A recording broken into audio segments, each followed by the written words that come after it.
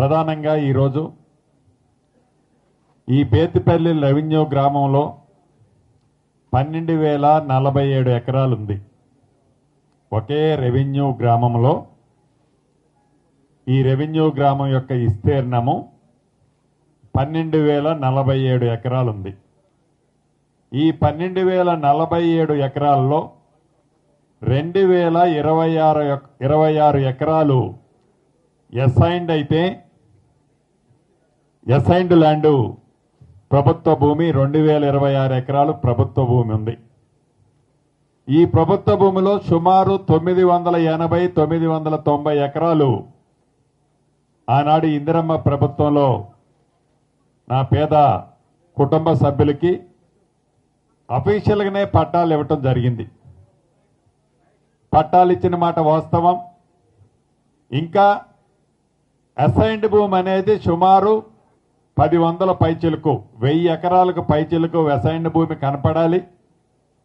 ఇది కాకుండా ఇచ్చిన అసైన్డ్ భూమి ఎక్కడైతే 900 చిల్లర ఎకరాలు ఉందో దాంట్లో కూడా ఇందాక మిత్రుడు మా నాయకు చెప్పినట్లు ట్రైబల్ నాయకు చెప్పినట్లు భూమిలో ఒక 50 సంవత్సరాలు 60 సంవత్సరాల నుంచి సాగు చేసుకుంటున్నారు.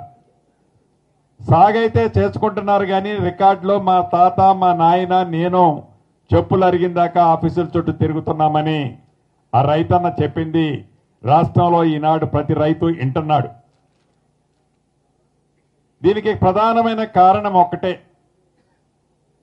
ఒక సర్వే నెంబర్లో ఒక 30 ఎకరాలుండి ఆ 30 ఎకరాల్లో సాగు చేసుకునే వాళ్ళు కొంతమందికి పాస్బుక్లుండి నిజంగా సాగు చేసుకోని వాళ్ళకి కొంతమంది పాస్బుక్లు లేక సాగు చేసుకోని వాళ్ళకి పాస్బుక్లు ఉన్న కారణంగానే ఆ సర్వే నెంబర్ ఏరియా 30 ఎకరాలది 90 ఎకరాలైంది, 30 ఎకరాలది 110 ఎకరాలైంది. ఈ 110 ఎకరాలైనా కూడా నిజంగా ఏ రైతైతే సాగు చేసుకుంటున్నాడో ఆ రైతన్నకి పాస్బుక్ ఇచ్చారా అంటే ఎక్కల. నిజంగా భూమి సాగు చేసుకునేవాడు చెప్పులు అరిగిందాక ఆఫీసుల చుట్టూ తిరుగుతున్న మాట నిజం.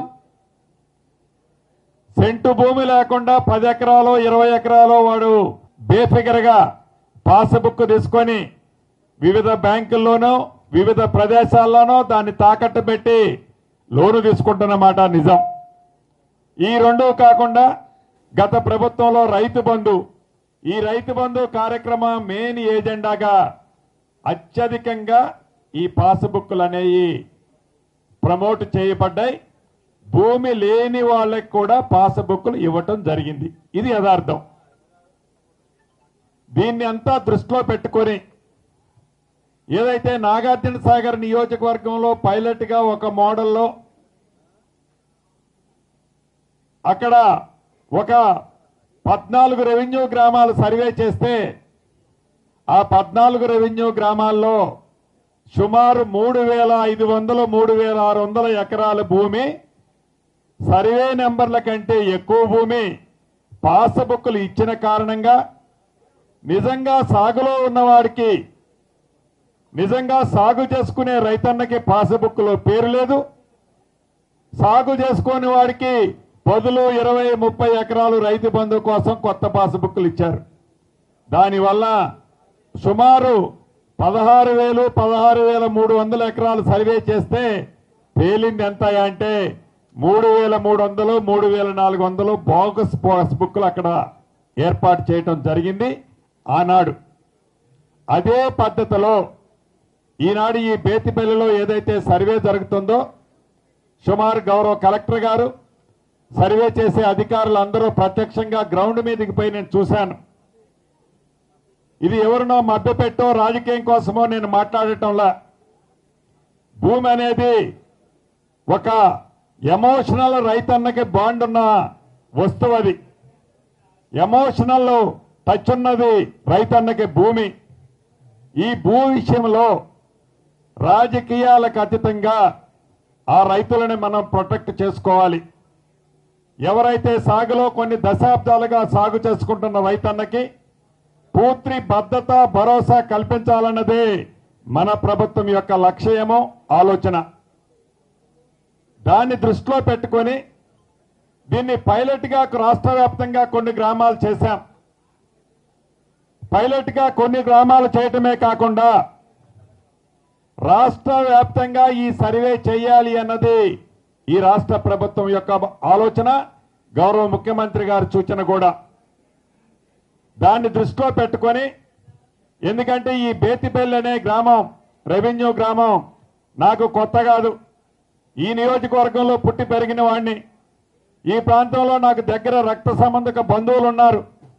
నా వయసు వచ్చిన దగ్గర నుంచి 15-16 సంవత్సరాల ఏట నుంచి ఈ ప్రాంతం వచ్చినప్పుడల్లా ఈ భూ సమస్యల గురించి అనేక పర్యాయాలు కథలుగా నేను విన్నమాట వాస్తవం, కళ్ళతో చూసిన మాట నిజం. దీన్ని తక్షణమే పరిష్కరించాలని రెవెన్యూ శాఖ మంత్రిగా దీని మీద నాకు తప్పకుండా ఒక ఫోకస్ ఏర్పడింది. స్థానిక శాసనసభ్యురాలు మట్టా రాగమయ్య దయానంద్ గారు కానీ ప్రత్యేక శ్రద్ధ చూసి, సినన్న దీన్ని ఎట్టి పరిస్థితిలో మనం సర్వే చేసి ఈ 7 గ్రామ పంచాయతీల్లోని రైతన్నలకి ఈ భూమితో ఉన్న ఆత్మీయ బంధాన్ని మనం కాపాడాల్సిన అవసరం ఉందని వారి కోరిక మేరకు ప్రత్యక్షంగా ఇని చూసిన నాకు దీన్ని పరిష్కరించాలని ఫోకస్ పెట్టడం జరిగింది.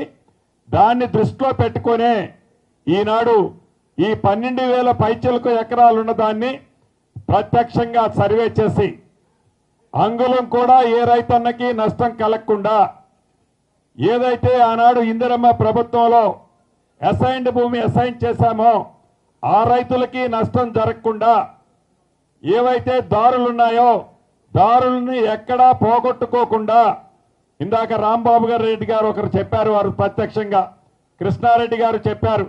రాంబాబు రెడ్డి గారు చెప్పింది ఏంటి, 50 సంవత్సరాల నుంచి మా తాతలు ముత్తాతల నుంచి దీన్ని సాగు చేసుకుంటున్నాం. ఈ నారాయణపురం గ్రామంలో మా 5గురు అన్నదమ్ముల పేరుతోనే ఈ పట్టాలున్నాయి. అదే రకంగా కాస్తులో మేము వస్తున్నాం, పట్టాదారుగా నవాబు వస్తున్నారు. ఈ నవాబు వచ్చిన కారణంగా మా 4 పేరుతో కాస్తుకారంలో ఉన్న కొంత వందలాది మంది రైతన్నలకి ఈ ఎమోషనల్ బాండింగ్ ఈ భూమి మీద ఉన్నదాన్ని వాళ్ళకి టైటిల్స్ ఇతరత్ర రాని కారణంగా ఆ రైతన్నలు ఇబ్బంది పడుతున్నారు. నాకు 25 ఎకరాలుంటే మొన్ననే సర్వే చేశారు. ప్రత్యక్షంగా సర్వేలో నేను కూడా పాల్గొన్నా. 25 ఎకరాలకి 40 సెంట్లు తగ్గింది అన్నారు. ఇప్పుడే నా అడిషనల్ కలెక్టర్ గారు నాకు బ్రీఫ్ చేస్తున్నారు.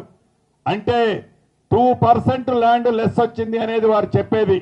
అయినా కూడా ఒక రాంబాబు రెడ్డి గారే కాదు, ఇందాక ఒక దళితుడు, అదే రకంగా ఒక గిరిజన సోదరుడు కూడా చెప్పారు, మా దాంట్లో కూడా 3 కుంటలు 4 కుంటలు తగ్గుతుందన్నా మనం ఏం చేస్తాం. ఆ రోజు ఏదైతే ఆ చైన్ లింకుల ద్వారా కొలతల ద్వారా ఇది తక్కువ ఎక్కువ, అదే రకంగా కొన్ని రోడ్లు కూడా వైడనింగ్ చేసుకున్నాం, దీనివల్ల తగ్గుండొచ్చు అని చాలా సంతోషంగా, ఎప్పటికైనా మీరు టైటిల్స్ పూర్తిగా మాకిస్తే అంతకంటే మాకు మహాభాగ్యం లేదని ఆ రైతన్నలందరూ స్వచ్ఛందంగా మళ్ళీ ఈ భూముల్ని లిటిగేషన్ చేయొద్దనే చిత్తశుద్ధితో శాశ్వత పరిష్కారం ఈ భూ సర్వే అన్నదే ఆ రైతన్నుల తాపత్రయం, కోరిక.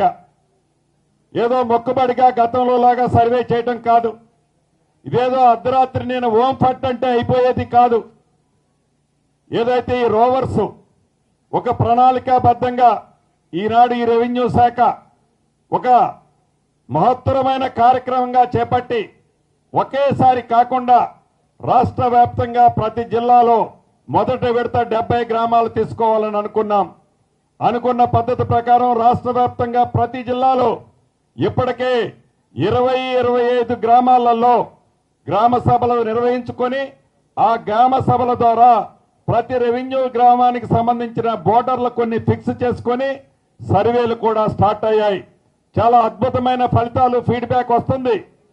1-2% ఎక్కడన్నా రైతన్నలు ఉద్దేశపూర్వకంగానో అన్నదమ్ముల పంచాయతీలతోనో ఇతరత్ర కొన్ని శతాబ్దాలుగా వాళ్ళ పంచాయతీ కోర్టులో ఉన్న కారణంగానో సెటిల్ చేసుకోలేంది 1-6% మిగలొచ్చు.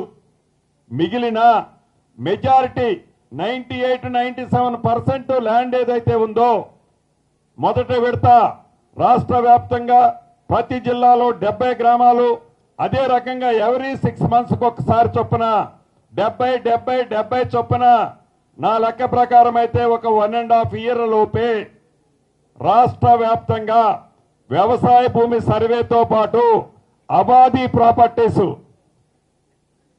ప్రాపర్టీస్ అంటే ఏదైతే రెసిడెన్షియల్ ఏరియాస్ ఉన్నాయో, ఇప్పుడు మనం నారాయణపురం, సత్తుపల్లి నారాయణపురంలో ఉన్నాం. ఈ సత్తుపల్లి నారాయణపురం గ్రామం కొంత ప్రాంతంలో ఉంది. ప్రతి రైతు సొంత ఇల్లు ఒకటి కట్టుకొని అది 2 కుంటలో 5 కుంటలో 10 కుంటలు పెరడుతో కలిపి ఒక 20 కుంటల భూమి ఉండొచ్చు. దాన్ని కూడా సపరేట్ సర్వే చేసి ప్రతి పార్సిల్ గా ప్రతి రైతన్నకున్న పాకెట్ ని ఒక పార్సిల్ గా ఐడెంటిఫై చేసి కోఆర్డినేట్స్ తో ఒక మ్యాప్నిస్తూ ఆ మ్యాప్ ప్రకారం వాళ్ళకి పూర్తి హక్కులతో కూడిన వారి భూమికి సంబంధించిన టైటిల్స్ ఇవ్వాలన్నదే ఈ ప్రభుత్వం యొక్క ఆలోచన. దానికి శ్రీకారమే ఈ రోజు బేతిపల్లి రెవెన్యూ గ్రామంలో యుద్ధ ప్రాతిపదిక మీద మన అధికారులు, నా రెవెన్యూ శాఖ అధికారులు చిత్తశుద్ధితో చిన్న అవకతవకలు కూడా జరగకుండా, రాత్రి పగలు అనకుండా ఫుల్ ఫోకస్ పెట్టి ఈ రెవెన్యూ గ్రామాన్ని మొదటి విడతగా పూర్తి చేయాలని తపనతో పనిచేస్తున్నారు. ఉండొచ్చు సర్వే చేసేటప్పుడు అన్నం తినేటప్పుడు 1-2 మెతుకులు జారొచ్చు. సర్వే చేసేటప్పుడు ఎక్కడో 1 చిన్న పొరపాట్లు జరిగినా మరుసటి రోజు వచ్చినప్పుడు, 3వ రోజు వచ్చినప్పుడు ఆ రైతన్న నాకిక్కడ సమస్య జరిగింది, నా గెట్టు ఇక్కడ కాదు ఇంకా 5 అంగుళాల అవతల ఉంది అంటే తప్పకుండా నా సర్వే అధికారులు దాన్ని కోఆపరేట్ చేస్తారు. కోఆపరేట్ చేయడమే కాదు, సాయంత్రం వరకు వెళ్తూరున్నంత వరకు సర్వే చేస్తారు. సాయంత్రం లైట్ ఫెయిల్ అయిన తర్వాత సర్వే ఆ రోజు ఏదైతే చేశారో దాన్ని కంప్యూటరీకరణ చేసుకుంటున్నారు. అంతేకాదు ఒక 25 నుంచి 30 రోజుల టైము నోటిఫికేషన్ టైం ఉంటుంది. సర్వే అయిన తర్వాత యాజ్ పర్ రెవెన్యూ రూల్స్ ప్రకారం వాళ్ళందరికీ నోటీసులు ఇచ్చి ఎవరైతే సర్వే చేసిన ఆస్తులు ఉన్నాయో వారు సిగ్నేచర్ చేసిన కాపీని అటాచ్ చేసి ఆ రైతన్నకి పంపించి నో అబ్జెక్షన్ తీసుకొని ఆ రైతన్నలకి ఏదైతే మేము ఇస్తామన్నామో ప్రతి మనిషికి ఆధారం ఎలా ఉందో భూభారతి చట్టం ద్వారా చెప్పాం. ఈ చట్టం ఆషామాషిగా పెట్టలే. కొంతమంది కారు కోతలకు కుయ్యొచ్చు, కొంతమంది కడుపు నిండా ఇషం నింపుకొని ఆ ఇషాన్ని రోడ్ల మీద ఎల్లగక్కొచ్చు. అయినా చెల్లించం. మాకు చిత్తశుద్ధి ఉంది, మాకు నిజాయితీ ఉంది.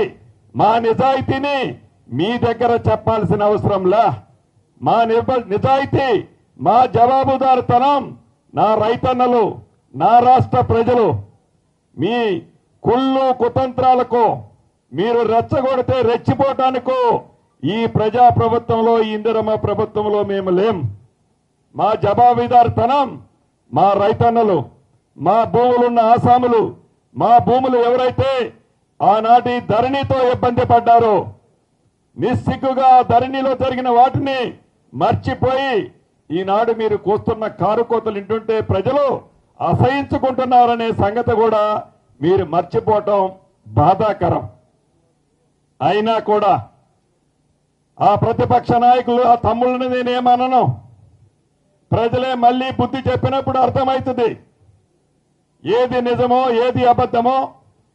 కూసే కారు కోతలకి సరైన సమాధానం ఉందో లేదో ప్రజాక్షేత్రంలో తప్పకుండా ప్రజలే చెప్తారు.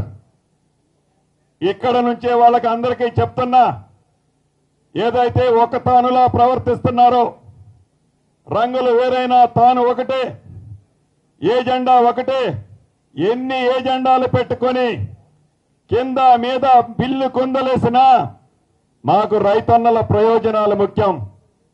ఇచ్చిన మాట ప్రకారం ఈ రాష్ట్రంలో భూ సమస్యలు లేని రాష్ట్రంగా ఈ రాష్ట్ర ప్రభుత్వం గౌరవ ముఖ్యమంత్రి రేవంత్ రెడ్డి గారి నాయకత్వంలో చిత్తశుద్ధితో అన్న మాట ప్రకారం రైతన్నలకు ఇస్తాం. ఎన్ని ఇబ్బందులు వచ్చినా తాత్కాలికంగా మీరు నేత్రానందం పొందడం కోసం ఎన్ని ఆరోపణలు చేసినా మా ఎజెండా, మా లక్ష్యం మా రైతన్నలు, భూములున్న ఆసాములకి పూర్తి భద్రత కల్పించడమే మా ఎజెండా. మీ తింగర వేషాలకు, మీ తింగర ప్రశ్నలకు, మీ కుప్పగొంతులకు, మీ తాటాకు చప్పుళ్లకు ఈ ప్రభుత్వం భయపడదు, వనకదు. మీకు కనీసం సమాధానం కూడా చెప్పదు.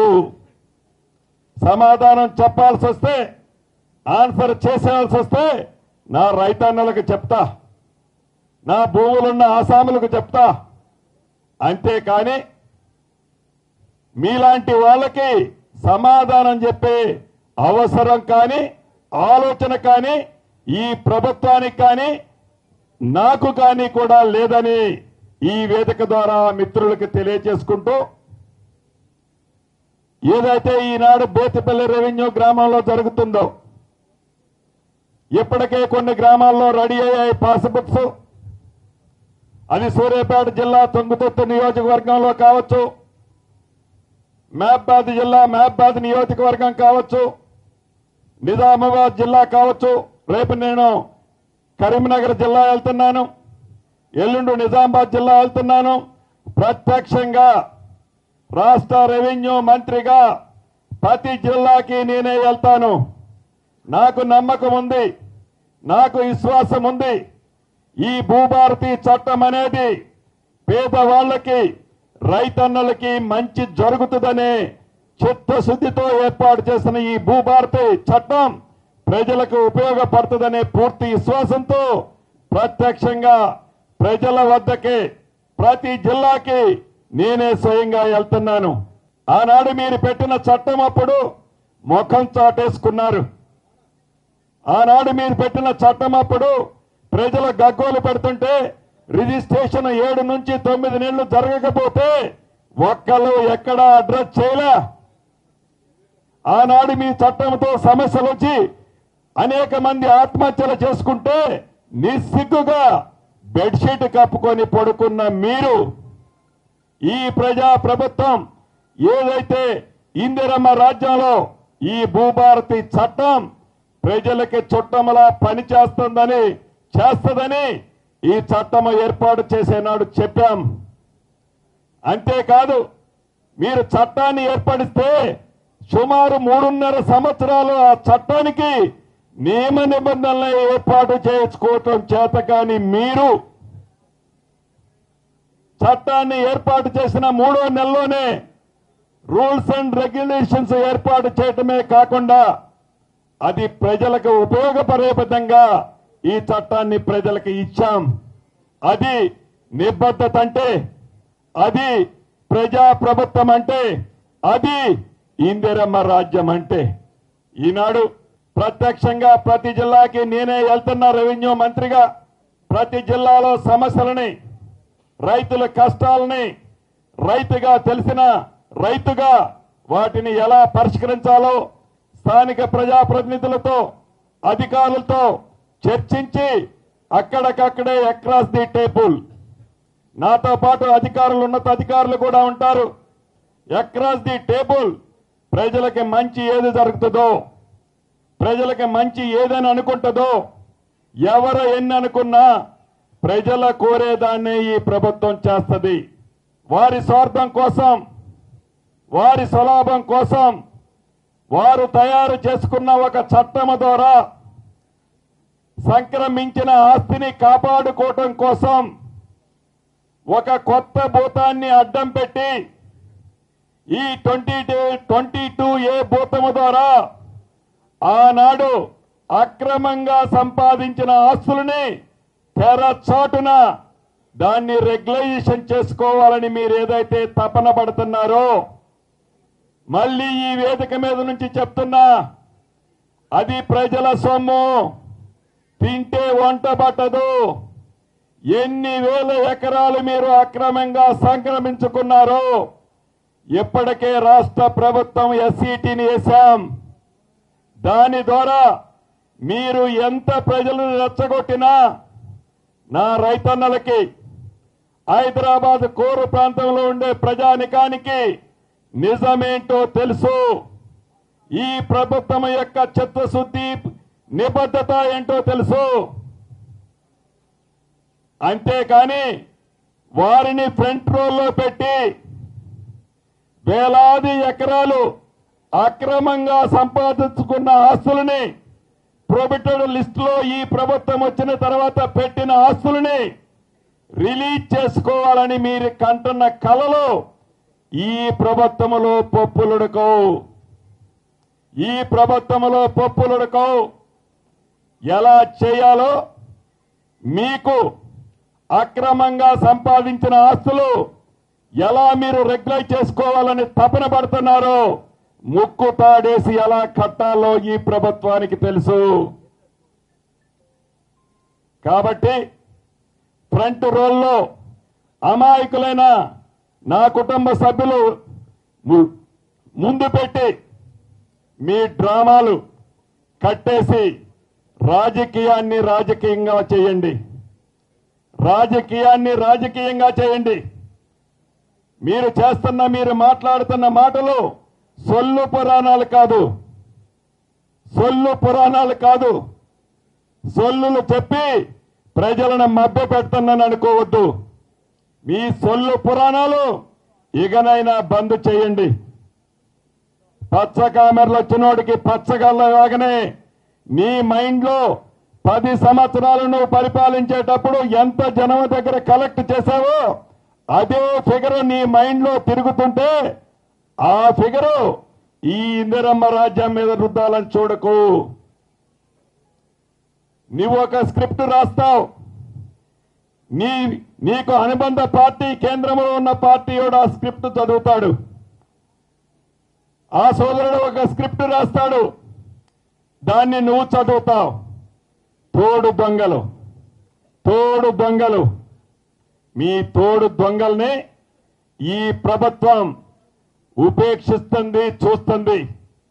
ఏది ఏమైనా సామాన్య ప్రజల్ని ముందు పెట్టి, అమాయకులైన నా ప్రజలని ముందు పెట్టి వారిని కవచంలా వాడుకొని అక్రమంగా సంపాదించిన ఆస్తుల్ని రెగ్యులైజేషన్ చేసుకోవాలని పగట కలలు బంద్ చేయాలని మరొక్కసారి ఈ వేదిక ద్వారా మిత్రులకి తెలియచేస్తూ, ఇది ప్రజా ప్రభుత్వం.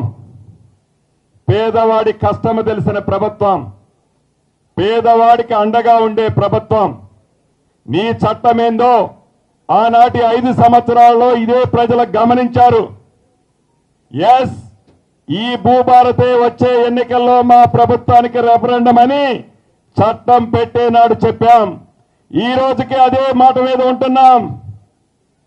ఈ భూభారతే మా ప్రభుత్వ ఎన్నికలు వచ్చే ఎన్నికలకు రెఫరెండం చూపించు. ప్రజల తీర్పు దగ్గరగా పోయినప్పుడు మీకు ఫలితాలేందో మీకు గతంలో చూపించాం. భవిష్యత్తులో కూడా అవే ఫలితాలు పునరావృతం అవుతాయి ప్రజల తీర్పుతో. కాబట్టి ఏదైతే ఈ బేతిపల్లి గ్రామం ఉందో, రెవెన్యూ గ్రామం, ఒక్క బేతిపల్లి గ్రామమే కాదు, ఒక్క పాలేరు నియోజకవర్గమే కాదు, ఒక్క ఖమ్మం జిల్లా, ఉమ్మడి ఖమ్మం జిల్లాదే కాదు, ఈ రాబోయే 1.5 ఇయర్లోపు పెద్ద ఎత్తున రాష్ట్రంలో ప్రతి అంగుళాన్ని సర్వే చేసి న్యాయబద్ధంగా ఎవరికైతే భూములున్నాయో, సమస్యలు లేని, పంచాయతీలు లేని భూములని తల్లిదండ్రులు వాళ్ళకి పిల్లలకి ఇచ్చే విధంగా ఈ ప్రభుత్వం ఈ కొత్త చట్టం ద్వారా రైతన్నలకి వారి ఆస్తులని వారికి ఇస్తూ దానికి పూర్తి రక్షణగా ఈ ప్రజా ప్రభుత్వం ఉంటుందని కూడా ఈ వేదిక మీద నుంచి రాష్ట్ర వ్యాప్తంగా ఉన్న నా రైతన్నలకి ఈ వేదిక ద్వారా తెలియజేస్తూ, ప్రతి జిల్లాకి ప్రత్యక్షంగా నేనే వస్తున్నాను.